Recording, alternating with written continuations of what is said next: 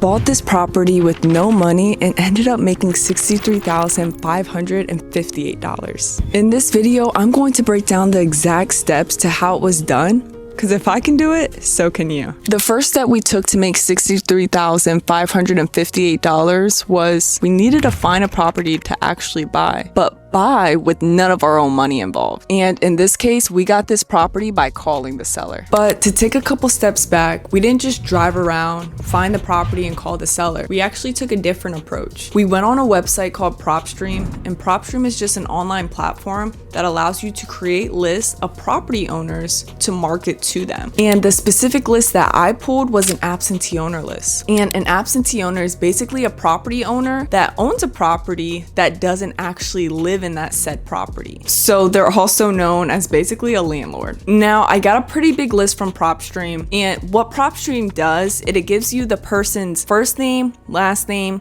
the property address, along with the mailing address. Now, what I was missing was the seller's phone number. So I needed a way to get a hold of them. And what we did is we took that list from PropStream and we took it over to a platform called Direct Skip Tracing.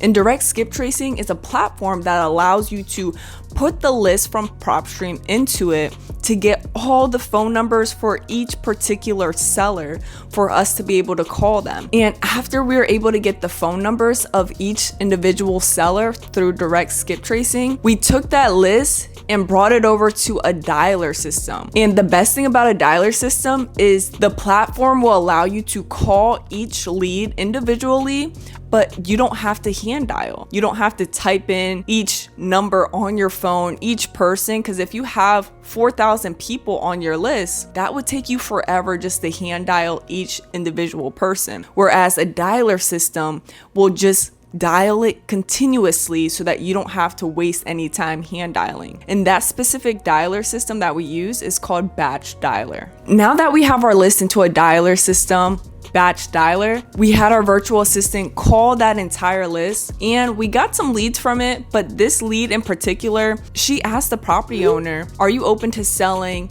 this specific property?" And the property owner said, "No, I'm not looking to sell this." But what she said is, "Did you by chance have any other properties that you would be open to selling?" And that's when the property owner said, "Yes, I have this 4-unit apartment building that I am open to selling." And after that phone call our virtual assistant had with that property owner, she let us know that this person wants to sell. So the next thing we did was we made sure to schedule that appointment. And my business partner went on that appointment as soon as possible. The seller told us about the rents because remember, it's a 4-unit apartment building. So each unit has its own set of rent of what they're paying to the landlord, the property owner, also known as the seller. And what me and my business partner realized is that the rents are super low compared to what they need to be. So we knew that there was some upside in regards to this specific property. And after my business partner went on that appointment, we quickly ran back and ran our numbers, and we had to make sure we had to implement a rehab budget, also had to see where the rents could be potentially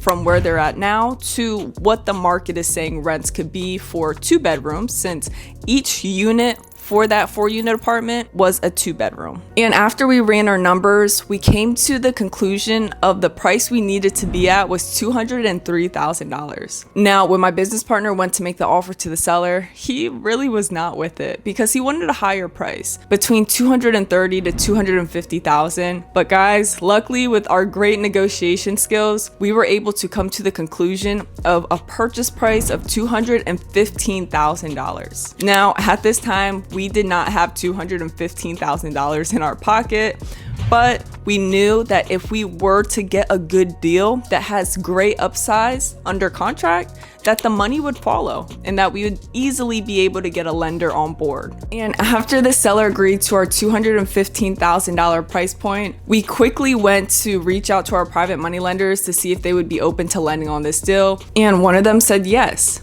And quick side note, if you guys are looking to get private money lenders, go to your local real estate investing meetups. There's so many of them out there, and connect with them and tell them that you have so many opportunities in the pipeline and that you're building the pipeline, because at the end of the day, they need you.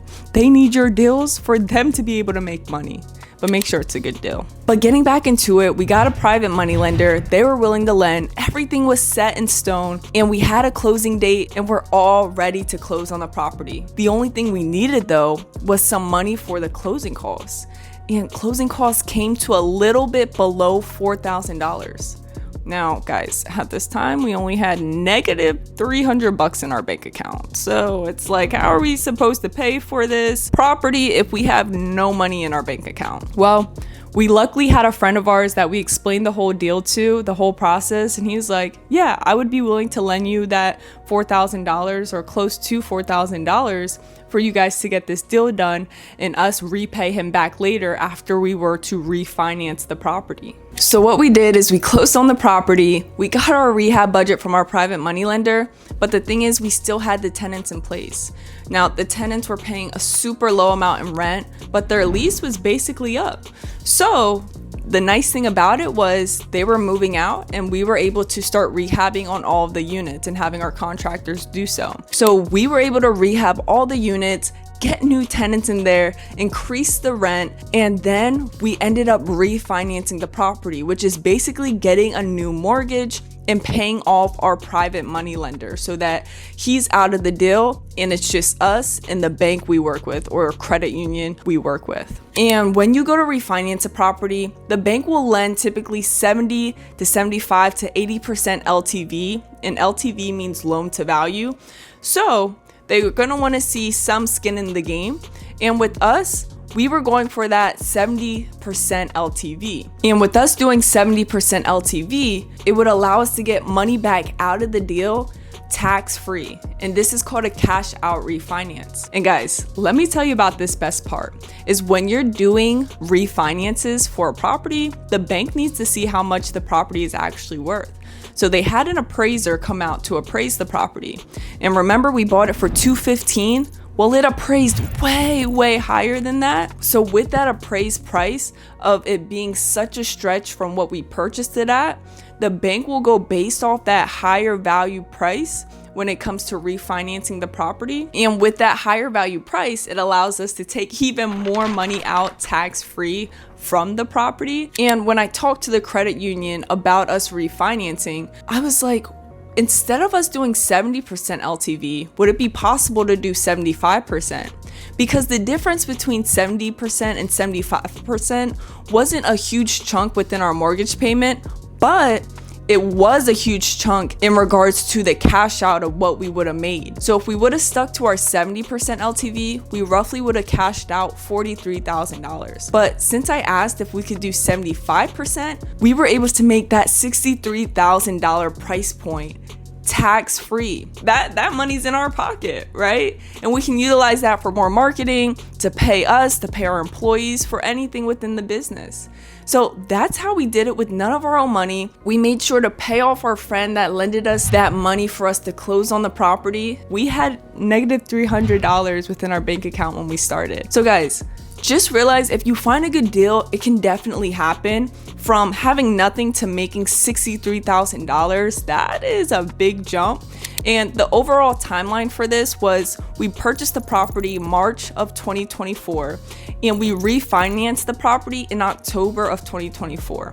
So literally that small time frame of doing all this and being able to make $63,000. So I hope you guys got some insight within this video. And if you did, make sure you give it a thumbs up. Comment down below if you have any questions.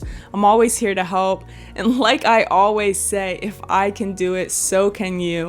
And with that being said, I'll catch you guys in the next one. Peace.